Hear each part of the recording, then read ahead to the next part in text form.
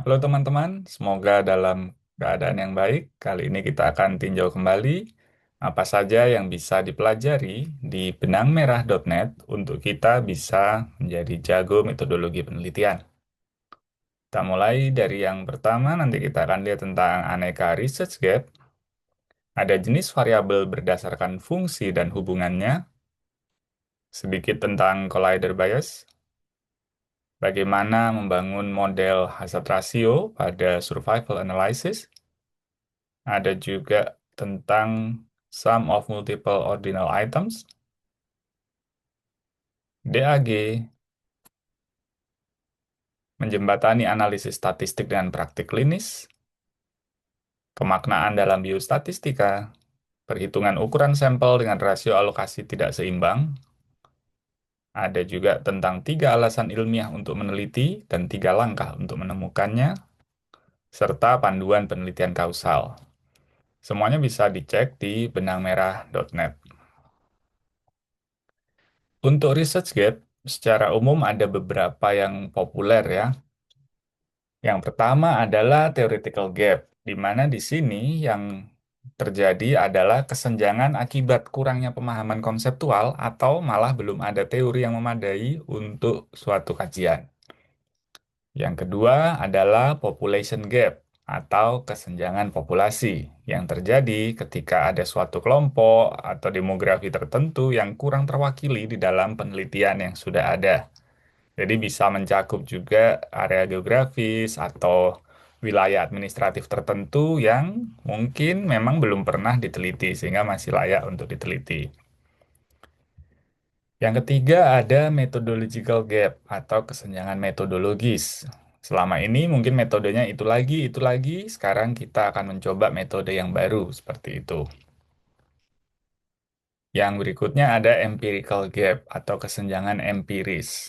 Data empiris bisa jadi memang belum ada, terutama ketika ada dari teori-teori yang baru atau terjadi suatu kejadian yang luar biasa, sehingga kita ingin tahu apakah secara empiris memang ada perubahan.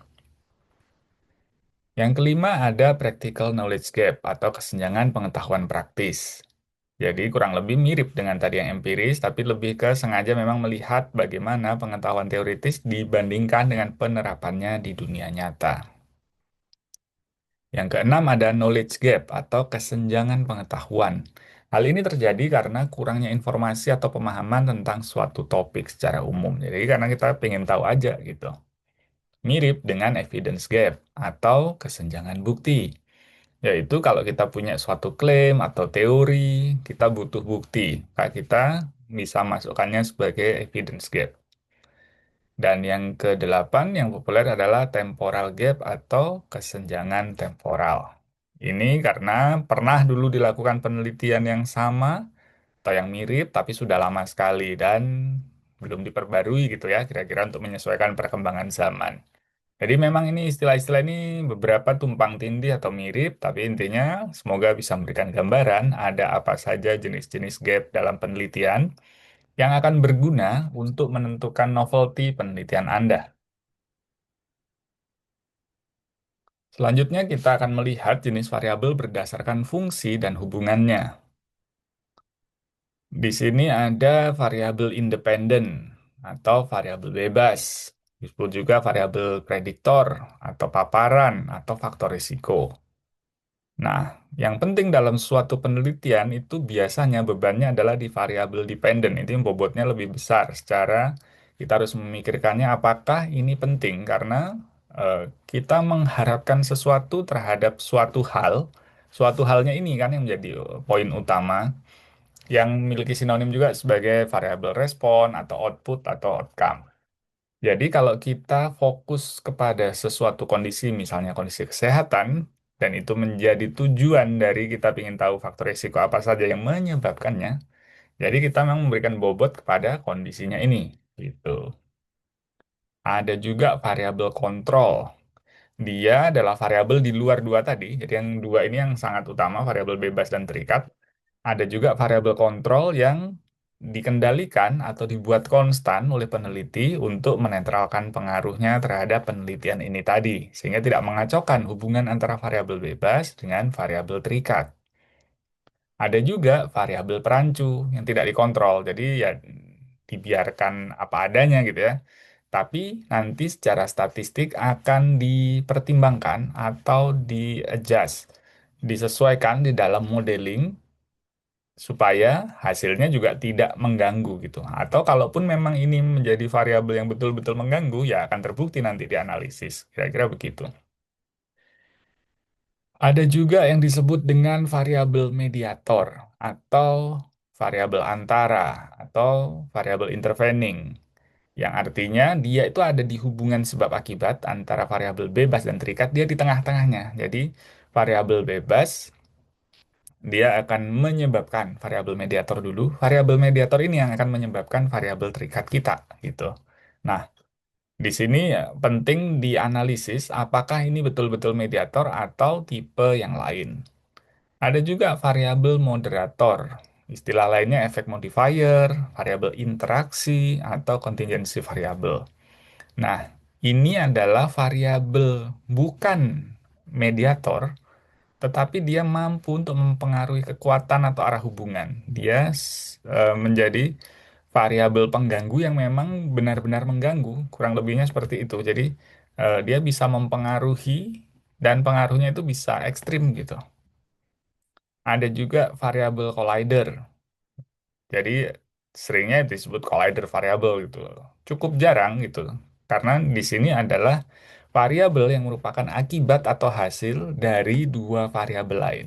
Jadi ketika variabel bebas dan variabel terikatnya menyebabkan variabel ini dalam penelitian kita, ini adalah collider dalam penelitian kita jika ada demikian ya. Jadi misalkan kita meneliti hubungan antara merokok dan status kesehatan paru di pasien rawat inap.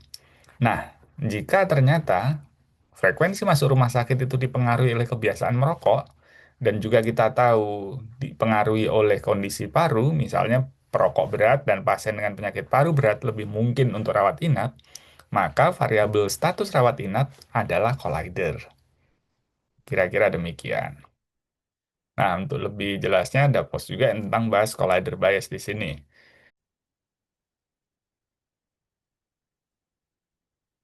Jadi kalau kita bisa lihat secara skematis, collider bias itu adalah A dan B menyebabkan C.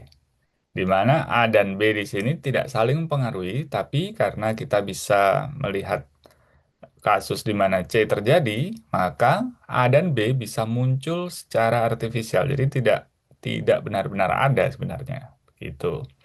Jadi kalau kita ingin melihat hubungan antara pendidikan, apakah seorang lulus S1 atau S2, koneksi, apakah seorang punya koneksi dalam jaringan elit, itu sebagai B-nya, sedangkan C-nya adalah gaji tinggi, apakah orang tersebut bekerja dan mendapatkan gaji tinggi, kita tahu bahwa orang yang berpendidikan tinggi lebih mungkin diterima, dan orang yang punya koneksi kuat juga lebih mungkin diterima. Sehingga C diterima di perusahaan elit dengan gaji tinggi adalah collider dari A dan B. Kira-kira begitu. Kenapa? Ini penting. Karena kesimpulan kita bisa keliru gitu. Pendidikan dan koneksi tampak seperti saling menggantikan satu sama lain. Padahal bisa jadi di kenyataan tidak demikian. Selanjutnya kita melihat sekilas bagaimana cara membangun model-model hazard ratio pada analisis survival. Tentu kita mulai dengan crude, hanya melihat variabel utama saja. Jadi apakah A mempengaruhi B atau X mempengaruhi Y. Nah, lalu kita tambahkan masing-masing satu. Ini salah satu pendekatan saja ya, bukan suatu yang wajib, tapi bisa juga pakai pendekatan ini. Kita tes satu demi satu. Jadi di bivariate models ini sebetulnya sudah ke multivariabel. Ada tiga, jadi ada variabel X dan variabel Y ditambah dengan satu variabel lain. Bivariate di sini adalah dua variabel dalam tanda kutip bebas. Variabel bebasnya jadi dua, jadi disebutnya bivariate models. Nah, jika sudah dilakukan untuk semua potensial confounder atau covariate yang kita punya, kita cek nih p-value-nya. Kita bisa pakai cut off 0,2 atau 0,25 untuk menentukan variabel apa saja yang nanti akan lanjut ke tahap selanjutnya. Nah, pendekatan ini adalah pendekatan yang tanpa didasari landasan teori yang cukup kuat. Kalau kita belum terlalu yakin apa saja yang menyebabkan variabel Y, maka kita bisa lakukan tadi. Jadi X ditambah A terhadap Y gimana? X ditambah B terhadap Y, p-value-nya gimana? Nah, nanti dipilih yang p-value-nya bisa di bawah 0,2 atau berapa peneliti akan menggunakan 0,25. Setelah itu kita bangun bertahap. Kita bangun bertahap. Kalau yang umum diajarkan, ya dimasukkan semua tadi. Setelah dikelompokkan, ada berapa variabel yang 0,2 atau 0,25 ke bawah p-value-nya. Dimasukkan semua ke model, jadi bisa jadi kira-kira seperti X ditambah misalnya A, B, D, E terhadap Y. Lalu nanti dikurangi satu demi satu sehingga modelnya secara keseluruhan memiliki p-value di bawah 0,05. Itu salah satu cara saja untuk membangun model hazard ratio. Ini tentang multiple ordinal items. Jadi kalau pada suatu kuesioner gitu kita biasanya menjumlahkan gitu ya. Menjumlahkan kalau yang terkenal misalnya yang tipe Likert scale, misalnya satu itu sangat tidak setuju dan lima sangat setuju. Nah, ketika kita jumlahkan itu menjadi seolah-olah seperti angka kontinu. Sudah tidak menjadi suatu eh, nilai ordinal lagi, seolah-olah demikian. Jadi, apakah ordinal ditambah ordinal ditambah ordinal itu sama dengan apa gitu? Karena kita tahu tadi setiap pertanyaan itu sebetulnya kan jenjang gitu ya, ada urutan gitu. Nah, kalau kita jumlahkan belum tentu belum tentu akan benar-benar mewakili sebagai rata-ratanya. Tetapi pada prakteknya ya supaya mudah ya kita buat aja.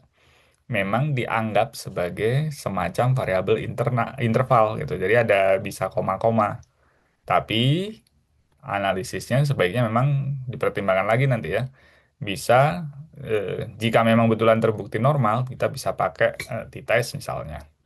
Sedangkan kita harus ingat di otak bahwa itu tidak benar-benar variabel kontinu. Karena itu sebetulnya adalah gabungan dari beberapa variabel ordinal.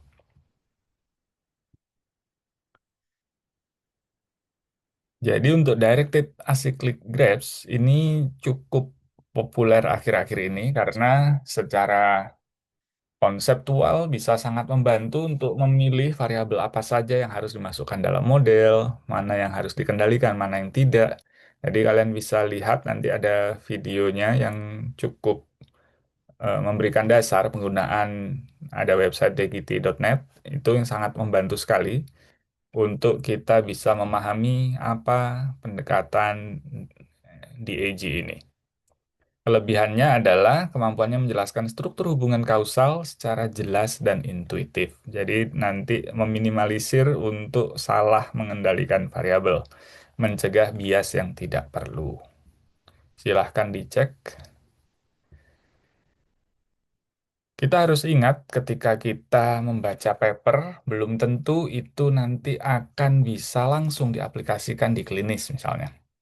Karena kita tahu bahwa risiko populasi itu tidak sama dengan kepastian individual. Jadi kita harus bisa mengkomunikasikan risiko kepada pasien dalam hal ini dengan bijak.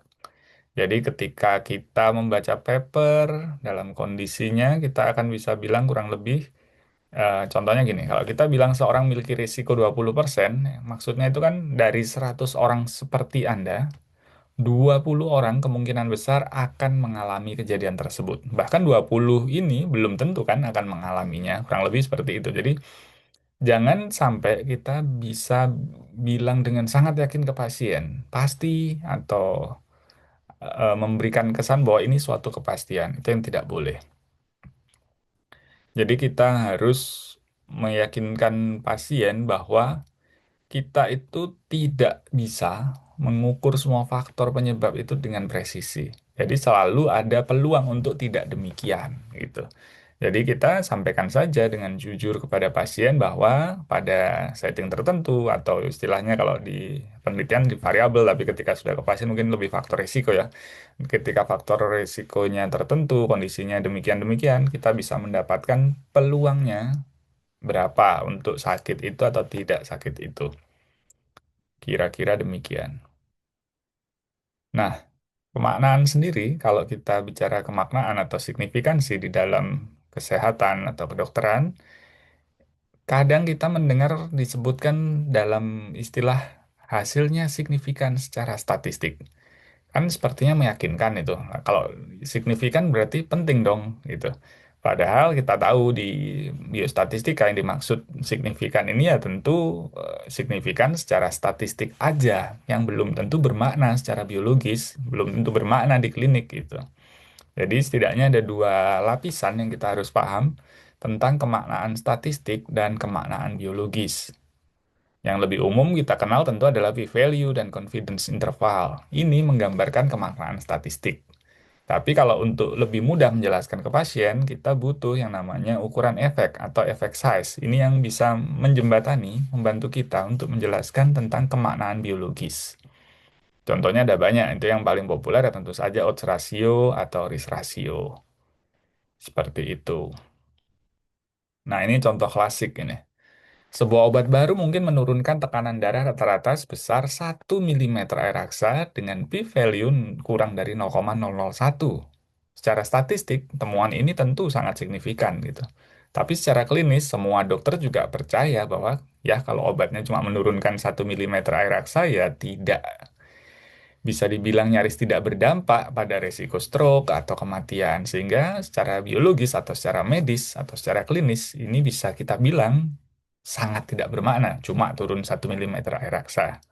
Di sisi lain, bila sebuah intervensi menurunkan tekanan darah 10 mm air aksa atau lebih, tetapi p-value-nya 0,08, yang mungkin karena sampelnya kecil, hasil itu mungkin tidak signifikan memang secara statistik. 0,08 kan ya borderline atau bisa dibilang tidak signifikan gitu. Tetapi ada potensi sangat bermakna secara biologis. Itulah sebabnya nanti jika dalam penelitian kita menemukan hasil seperti ini, mungkin kita perlu duplikasi. Kita cek di tempat kita apakah memang temuannya demikian, apakah memang bisa menurunkan tekanan darah secara bermakna, secara biologis, meskipun di penelitian lain secara statistiknya tidak signifikan.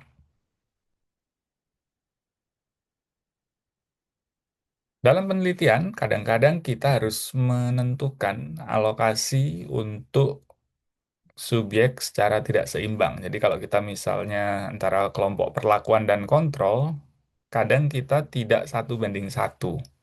Kadang-kadang malah ada yang 2 banding 1, atau 3 banding 1, atau 4 banding 1. Alasannya macam-macam gitu.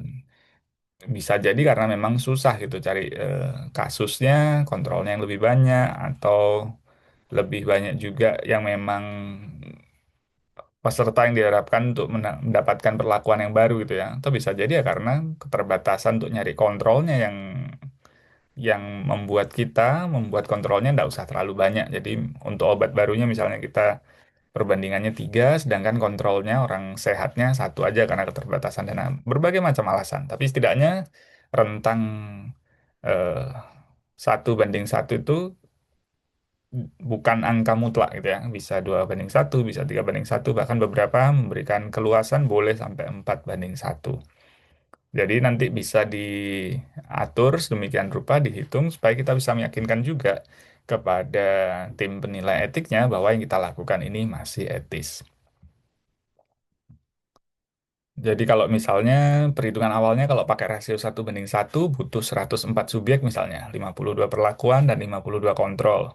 Tapi kalau rasionya dirubah menjadi 3 banding 1, kita hitung ulang nanti total pesertanya perlu ditambah bukan 3 kali 52 ya, atau 4 kali 52, tidak, tapi dihitung lagi, lihat rumusnya di atas tadi, menjadi sekitar 139 orang. Pembagiannya nanti menjadi 104 subjek di kelompok perlakuan dan 35 di kelompok kontrol. Lihat di sini, tadi kelompok kontrolnya 52, sekarang cuma 35. Kan lumayan jauh ya bedanya gitu. Sedangkan jumlah totalnya ya nambah juga, tapi kan untuk menyeimbangkan secara statistik, kalau memang kelompok kontrol dinilai sebagai beban dan kita memang tidak mampu untuk mendapatkan 52 kontrol, ya ini mungkin salah satu yang lebih menarik untuk dilakukan adalah menggantinya dari rasio 1:1 menjadi 3:1.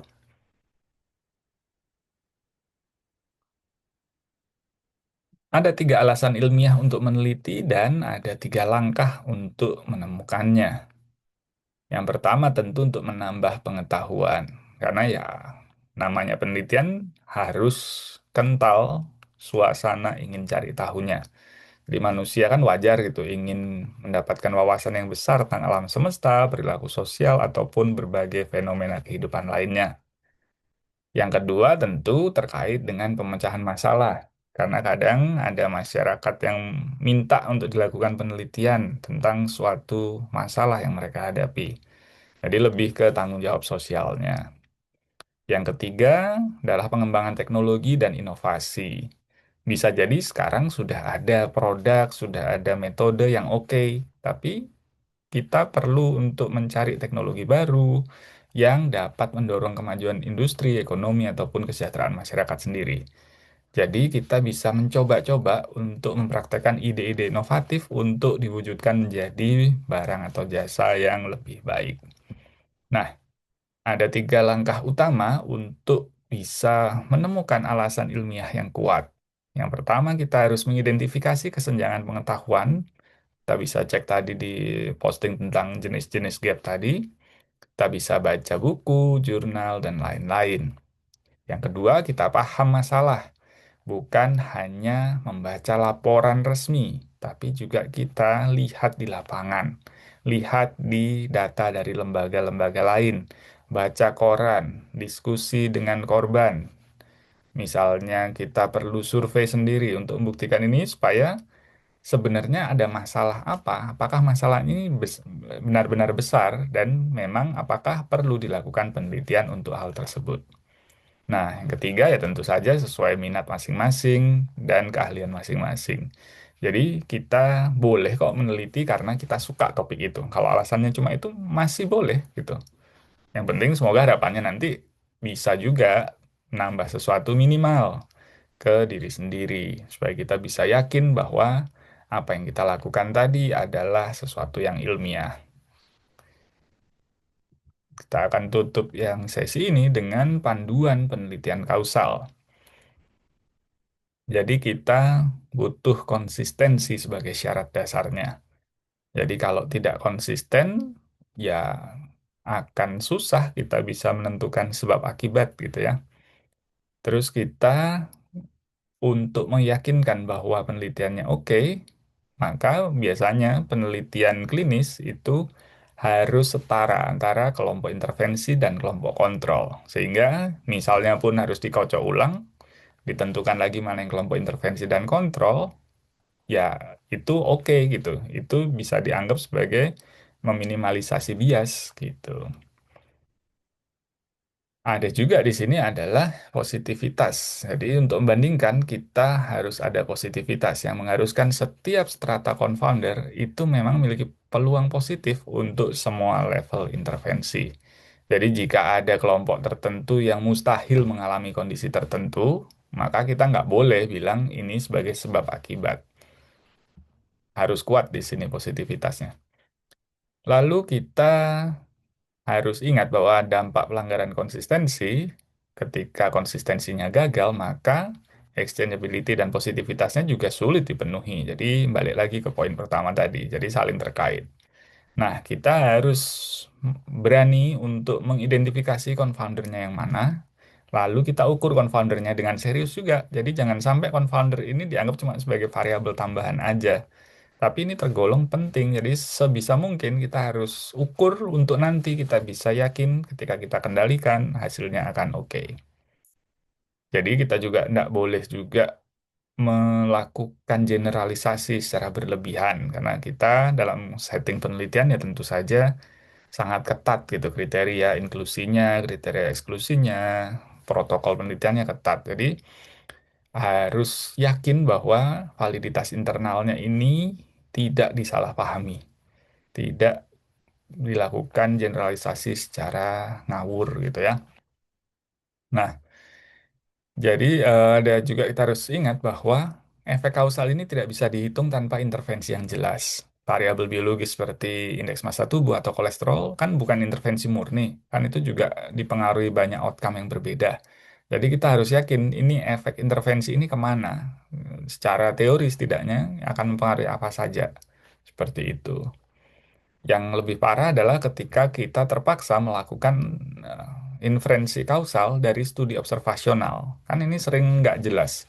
Nggak jelas karena ya kita nggak setting itu. Kita dapat dari data dari studi observasional, kita membuat secara metodologi untuk dia seolah-olah seperti RCT, tapi kan hasilnya tetap tidak sebagus kalau kita memang setting dari awal. Jadi kalau untuk penelitian yang seperti ini harus ekstra hati-hati. Dan ingat bahwa ketika kita mendasarkan bebannya pada metode statistik, tidak ada metode statistik yang mampu mengatasi masalah kausalitas. Jadi ketika intervensi atau faktor resikonya ini masih multifaktor atau tidak jelas. Sehingga kita tentu akan sangat mendasarkan pada RCT untuk menjembatani masalah ini. Yang terkait dengan poin sebelumnya, seringkali itu susah dilakukan. Sehingga ketika kita nanti mengambil kebijakan, kita harus hati-hati karena memang untuk kebijakan kesehatan itu cenderung mengambil data dari penelitian yang kausal, yang jelas hubungan A terhadap B, A menyebabkan B. Karena kalau kita pakai variabel-variabel yang kompleks, yang masih mudah dibantah, nah itu kan bisa disebabkan oleh kondisi lain. Itu akan menjadi susah kalau kita menentukan suatu kebijakan. Oke, sekian yang bisa saya sampaikan. Semoga bermanfaat, semoga penelitiannya lancar. Sampai jumpa di video yang lain.